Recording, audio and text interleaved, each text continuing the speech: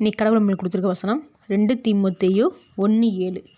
தேவன் நமக்கு பயமுள்ள ஆவியை கொடாமல் பலமும் அன்பும் தெளிந்த புத்தியும் உள்ள ஆவியையே கொடுத்திருக்கிறார். இந்த வசனத்தை கொண்டு கடவுள் நம்மகிட்ட என்ன சொல்கிறது பார்ப்போம். நம்ம எல்லாருக்குள்ளும் பயம் கண்டிப்பாக இருக்கும். பயப்படாத மனுஷன் இந்த உலகத்தில் யாருமே இல்லை. ஆனால் தேவன் சொல்கிறாரு, நான் உங்களுக்கு பயம் என்ற ஆவியை கொடுக்கலன்னு. அப்படியே நமக்கு பயம் உண்டாது நம்ம நினைப்போம். தேவனுக்கு பயந்து வாழ்ந்தோம்னா மனிதர்களுக்கு பயப்பட தேவையில்லை. மனிதர்களுக்கு பயப்படுறோம்னா நம்ம தேவனோடு இல்லைன்னு அர்த்தம். அதாவது தேவனுக்கு பிடித்தமான வாழ்க்கை வாழலன்னு அர்த்தம். மோசையோட தேவன் இருக்கேன்னு சொல்லும்போது மோசே எகிப்துக்கு போக பயப்படுறான். ஏன்னா எகிப்தியனை கொலை செஞ்சான். அதனால் பார்வோன் கிட்ட போக பயப்பட்டான். தாவீது கூட கடவுள் இருக்காருன்னு சொல்லும் போதும் தாவீது செஞ்ச தப்புகள்னால இவனுக்கும் பயம் உண்டாகுது. ஆபிரகாம் தன் மனைவியை சாராவை சகோதரின்னு சொன்னான். எதுக்காக?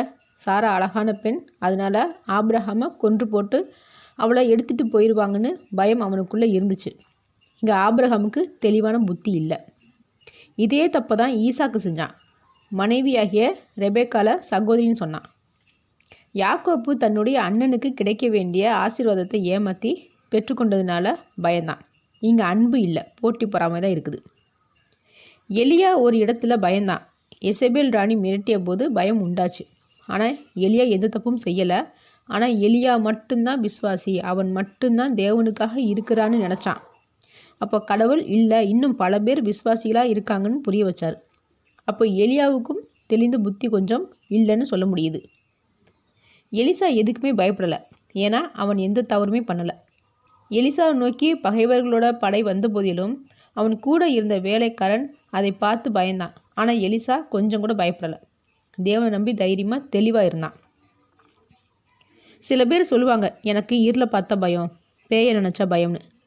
எதை நம்ம அதிகமாக நினைக்கிறோமோ அதுதான் நமக்கு தோணிக்கிட்டே இருக்கும். இருளுக்கு பதிலாக வெளிச்சத்தையும் பிசாசுகளுக்கு பதிலாக தேவனை நினச்சா பயம் இருக்காது. அப்போ இங்கேயும் தெளிவான புத்தி இல்லை. அப்போ நம்ம செய்கிற தவறுகள்னாலையும் தவறான சிந்தனையினாலையும் தவறான யோசனையினாலையும் செயல்கள்னாலையும் நம்ம பயப்படுறோம், தெளிவாக இருக்க மாட்டேங்கிறோம். போட்டி பொறாமையினால் பகையினால் அன்பாக இருக்க மாட்டேங்கிறோம். அப்போ தேவன் நமக்கு பயமுள்ள ஆவியை கொடுக்காமல் அன்பும் தெளிந்த புத்தியும் உள்ள ஆவியை தான் கொடுத்துருக்குறாரு.